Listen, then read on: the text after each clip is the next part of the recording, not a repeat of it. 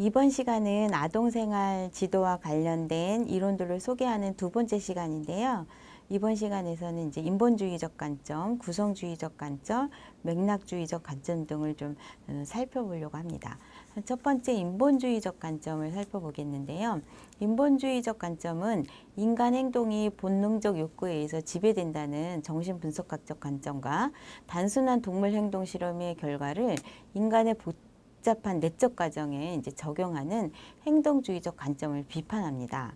그러니까 단순한 행동의 수정이나 이런 것들을 통해서 인간이 발달하거나 성장의 과정을 거치지 않는다라고 이제 보는 거죠. 인간의 자유의지를 강조하고 있고요. 따라서 인간은 스스로 발달할 수 있는 능력이라고 보는 게 이제 인본주의적 관점의 중요한 포인트입니다. 인간의 주관적 가치를 강조하기 때문에 개인이 세상에 대해 형성하는 주관적, 지각적인 부분들을 존중하고요.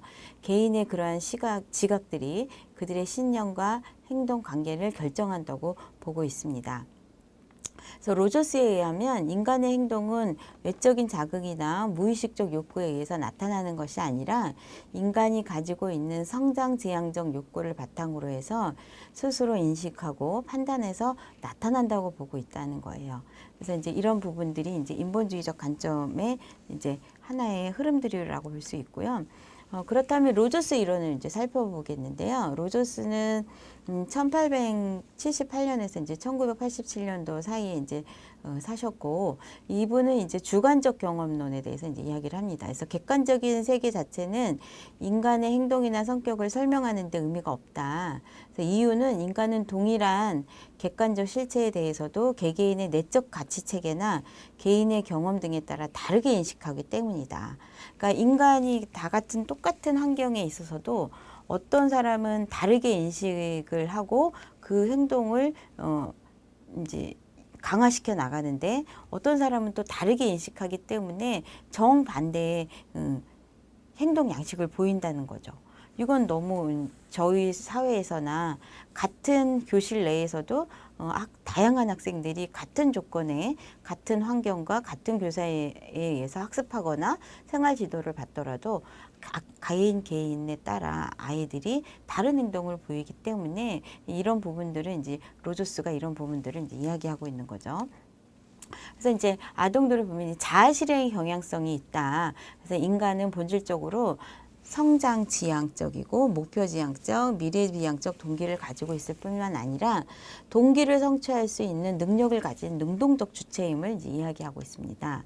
그래서 이제 로저스의 주요 개념이나 이제 내용을 살펴보면 가치의 조건화입니다.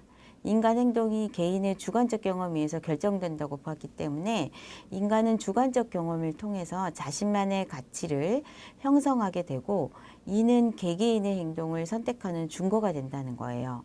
그래서 인간의 경우는 가치를 형성하는 과정에서 자신에게 중요한 대상의 태도에 의해 영향을 받는데, 이를 가치의 조건화라고 합니다.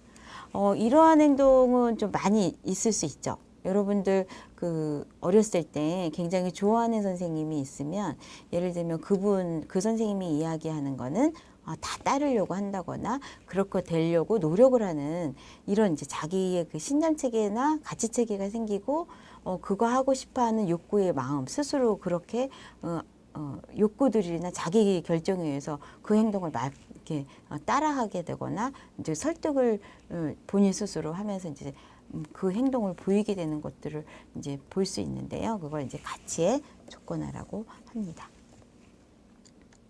가치의 조건화에는 이제 아동이 가치의 조건화를 형성하지 않기 위해서 이제 무조건적인 긍정적인 존중을 받아야 한다. 그다음에 개인의 감정과 행동을 있는 그대로 수용하고 존중하는 것들을 이제 의미해요. 그래서 무조건적인 이런 것들은 이제 긍정적인 부분들로 이제 아동들이 가치 있는 사람이다. 이런 부분들이 이제 중요하게 얘기하고 있습니다.